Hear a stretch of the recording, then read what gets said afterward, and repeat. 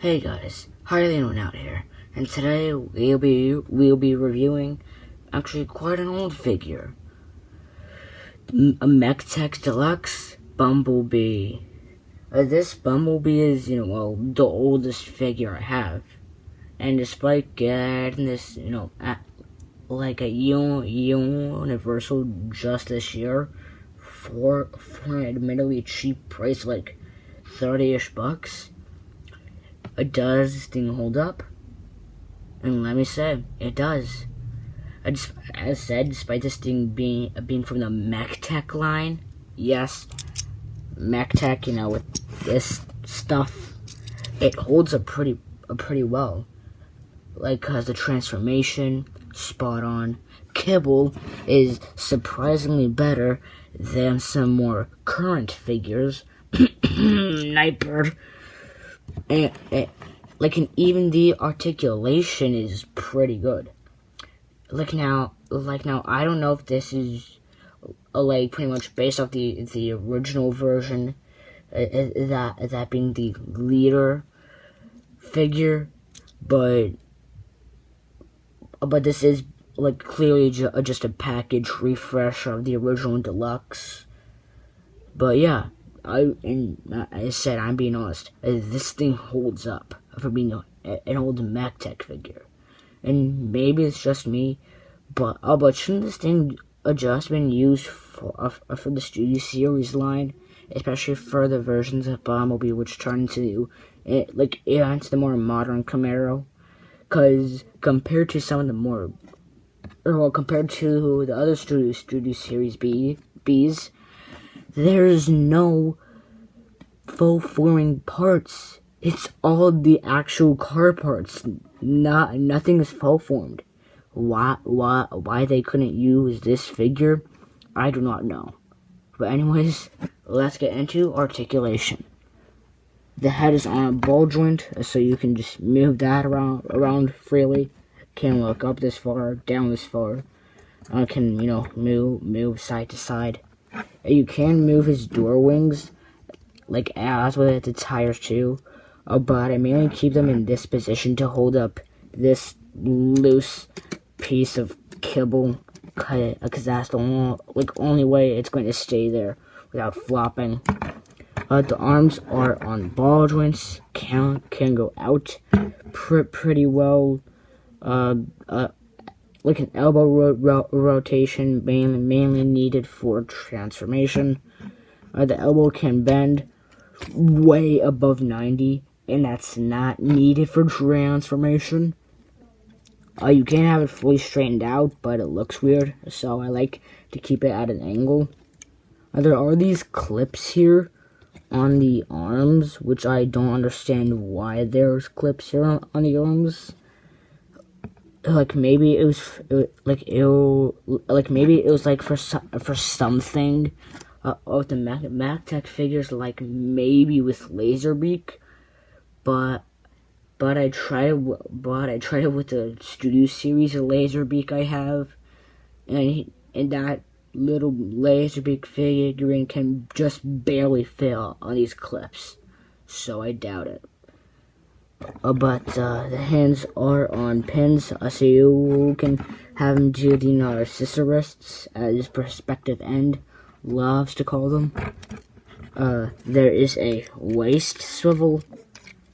Legs can go out this far pretty well compared to Nightbird. The knees have just about a 90 angle. And I'm dealing with backpack. Stay in place. And you can't get much movement out of the ankles besides, toe down. And you can move the hinge here for some toe up, quote unquote. But there's not much point in messing around with that. Well, anyways, let's get into some size comparisons. So here we have them with Rat Trap, and here we have with Optimus Primal, who's supposed to be a modern Voyager, and this Bumblebee is a Deluxe. There's barely to no size difference. Like, and mind you, this Primal and Rat Trap I have are, I think, the Takara paint jobs. I don't know, because these do look way nicer than the normal Hasbro paint jobs. Like, unless I'm mixing things up. But I'm not reviewing Primal, so get out of here. Anyways, let's get into car mode. And here we have Bumblebee in his car mode. And boy, does he flatten out a good lot. And as said, nothing faux forms. Well, besides the windows, like, on the doors, but as said, nothing faux forms. The chest, the real chest, surprisingly. And 3 series Bumblebees, take some notes. But anyways, this is, like, honestly a very good car mode. Like, if you wanted some sort of model of like, the 2007 to 2011 Camaro, here's your figure. And I forgot to mention in the robot mode segment, but the Mechtech gun. Yeah, and yeah, this thing is, stereotypical gray, and not even gunmetal gray, just plain gray. Nothing much. Not even the dark gray like the arms, just plain gray, I said. But as with the typical gimmick of the Mechtech line, by pressing on this little lever, it goes boom, gun, big robotic gun. Remember, it's not real YouTube, it's completely fake. A big plastic robot gun. Can't shoot stuff. It's fine. But yeah.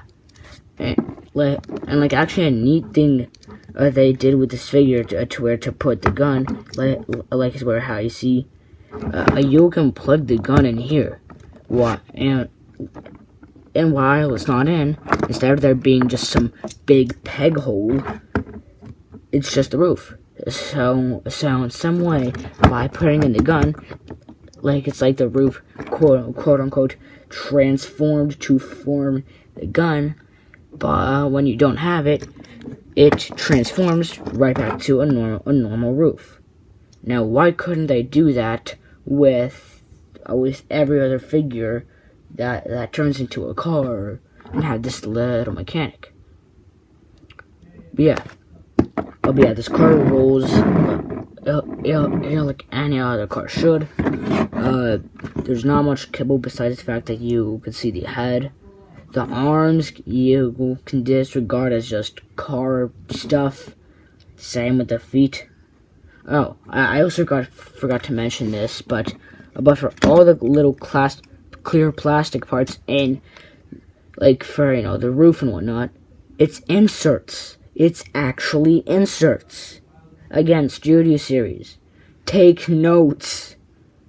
How come an older Toyline figure does things better than modern Toyline figures? Clear plastic inserts, not whole parts. No faux forming chests. Come on, Studio Series. Take notes. But anyways, rant aside. And that's if I can get this back in. Okay. Rant aside, let's get some size comparisons. So here we have Bee with Rat Trap, which is obviously clearly out of scale. A near human-sized rat, and nearly the size of a car. And here we have Monkey. Just Monkey. No need for elaboration. But anyways, yeah. This figure does many things the Studio Series figure, I feel like, should have done. But, it is what it is.